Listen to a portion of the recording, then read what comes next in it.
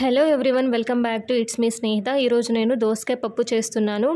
ఈజీగా ఇంట్లో ఉండే ఇంగ్రీడియంట్స్ యూస్ చేసి చేస్తున్నాను. వీడియో మొత్తం కంప్లీట్గా చూడండి. దానికోసం నేను ఒక కుక్కర్ అయితే తీసుకున్నాను. సో కుక్కర్ కొంచెం హీట్ అయ్యేదాకా వెయిట్ చేసి అందులో కొంచెం ఆయిల్ యాడ్ చేయండి. ఆయిల్ కూడా హీట్ అయిన తర్వాత అందులో ఆనియన్స్, పచ్చిమిర్చి,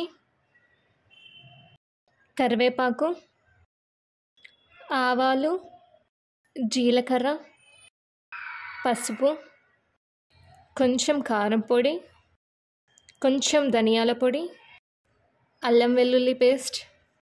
ఇప్పుడు అన్నీ కూడా కొంచెం ఫ్రై అయ్యేంత వరకు బాగా మిక్స్ చేయండి. అన్నీ మిక్స్ అయ్యేలాగా.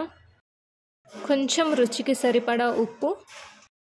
ఇప్పుడు చిన్న చిన్న పీసెస్గా కట్ చేసి పెట్టుకున్న దోసకాయ ముక్కలను కూడా యాడ్ చేయండి.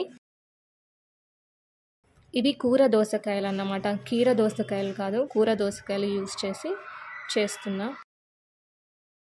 సో మిక్స్చర్ అంతా బాగా కలిసేలాగా బాగా కలపండి. ఇప్పుడు ఇందులో ఒక చిన్న బౌల్ కందిపప్పు, ఒక కప్పు కందిపప్పు యాడ్ చేసుకున్నాను. సో చూసారు కదా ఫ్రెండ్స్, వాటర్ అయితే యాడ్ చేస్తున్నాను. అన్నీ కూడా ఒకసారి కలపండి బాగా.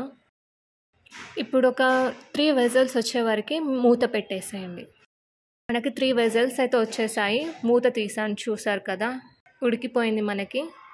అన్నీ కూడా చాలా బాగా ఉడికాయి. 3 విజిల్స్ వచ్చే వరకు ఉంచాను. ఒక 15 మినిట్స్ అలా ఉడికింది. అంతే ఫ్రెండ్స్, ఎంతో టేస్టీగా పుల్లగా మంచి ఫ్లేవర్ వస్తూ దోసకాయ పప్పు అయితే రెడీ అయిపోయింది. ఒకవేళ మీకు నచ్చితే లైక్ చేయండి, షేర్ చేయండి, సబ్స్క్రైబ్ చేయండి for more videos. Thank you.